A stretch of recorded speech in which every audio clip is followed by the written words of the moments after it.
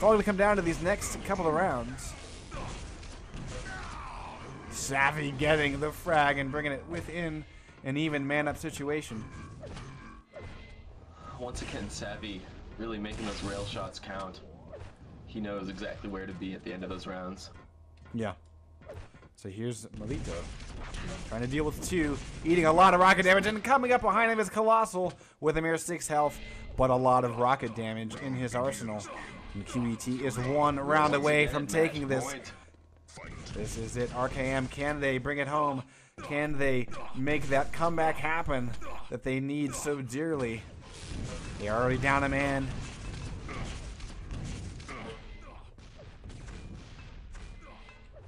The next frag, I think, will be very decisive. RKM will step up. That's the question. Oh, Mesita getting another kill. Let's take a look at the survivors. It's going to be Avens with a 155 and Tuto with a 0 as he goes down, and QET will pull this away and get round number 10 under their belts. An accuracy of 41% for Savvy at the end of that, but bio boosted 40% himself. Mesita 43%. Least death is going to be Colossal with a 36% accuracy and a mere 9 deaths. No, excuse me, bio boosted with 8 deaths. Yeah, scratch that. And bio boosted getting least deaths on that particular map. Great work. So with a beautiful nail-biting comeback from RKM, great played on DM6, but it was not enough. It was just not enough. QET takes it. And I'd like to remind those fans who voted for Requiem decisively. Look what happened. Yeah. Apparently QET came to play tonight. But yeah, I think this has been a great tournament, and of course this was a first for us to cover. And as far as we know, it's the first South American Quake Live tournament to be streamed out live. And I have to say, if they're going to run another tournament, we would definitely love to cover it. And actually, I'm really curious to see what the South American Capture the Flag play is like, because I think, you know, Clan Arena, certainly you guys have some fantastic talent there.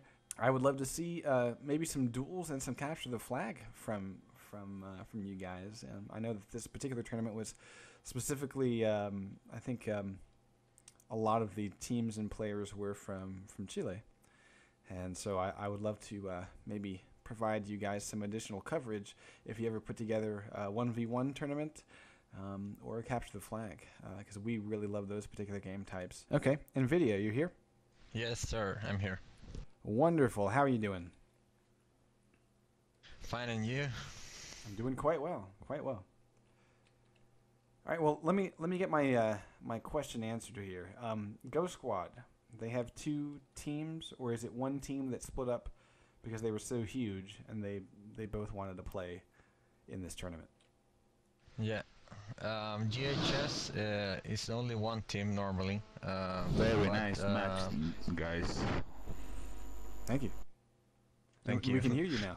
No, as I said, GHS is only one team, but they have to split it up because they have 20 active players. So that's the same thing we did with QET, and a lot of teams did the same.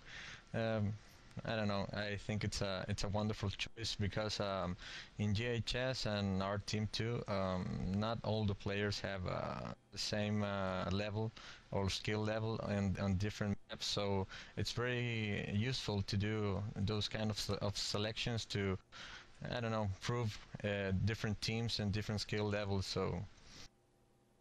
Okay. Yeah. I agree. Now I've got a question. How long have there been Quake Live servers in the, I guess, the Santiago area? Yeah, we managed, thanks to Demo here, we managed to get the servers in about August of this year, approx. And since then, the server is almost 99% uptime, so we are very happy about it. Very cool. Awesome.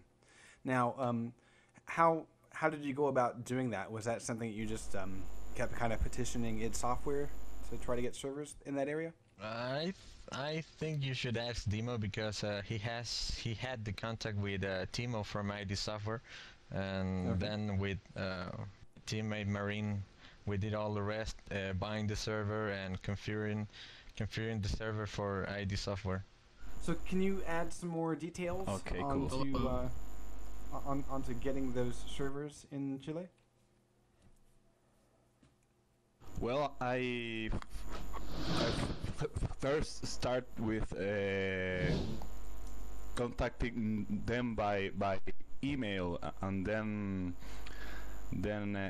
I managed to get the contact from Sync. So I spoke directly with Marty, and he was very excited to have the first South American servers. So that's that, and we started to look for a page or a portal like is Get Quake. And we had it running in like 2 weeks, 3 weeks. Wow. So it was all very quickly, very smooth. Awesome.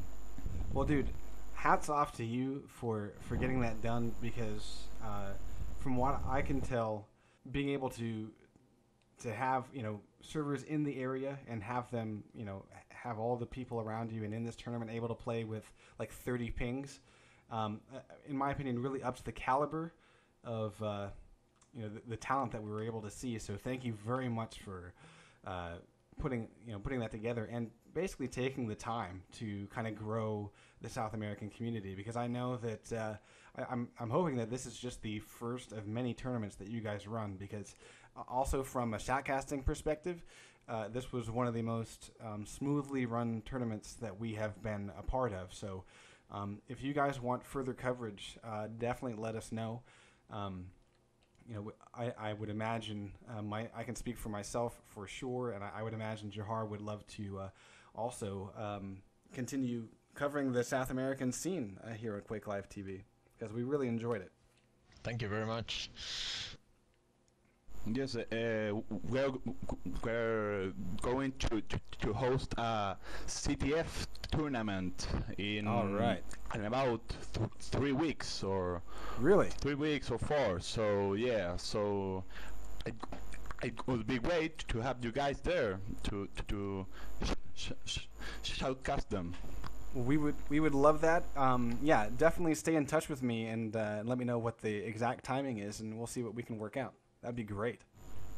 Well, I guess, do you have any questions for us, or Fish Sticks? Do you have any questions for these guys before we let them go? I would like to ask something to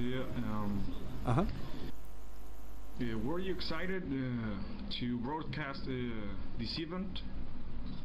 Oh, absolutely. Yeah. I mean, this was a pretty big deal for us, because we heard, of course, that as far as we know, that there haven't been any other Quake Live South American tournaments that have gotten any stream time, and so we felt really privileged to be, you know, the crew to do it, and I'm looking forward. I mean, now you guys, you know, spoke my particular favorite game type probably is capture the flag, just from a player's perspective, and so honestly, when you guys get that capture the flag tournament running, I'm going to try to be all over it, because I'm already looking forward to it. Well, yeah, I've seen you a lot of time playing CTF. My question was focused on the criticism that has been put on CA. Okay, well, I think that it comes down to, a lot of times it's difficult for spectators to kind of get into Clan Arena, because it's, when you look at it and you're not really trying to analyze it very much, then it just looks like a spam fest. But you know, one of the things that I try to do is after a couple of rounds, and once I get kind of an idea of what teams are doing, I start to try to break down their strategies. And so, like, we certainly saw on that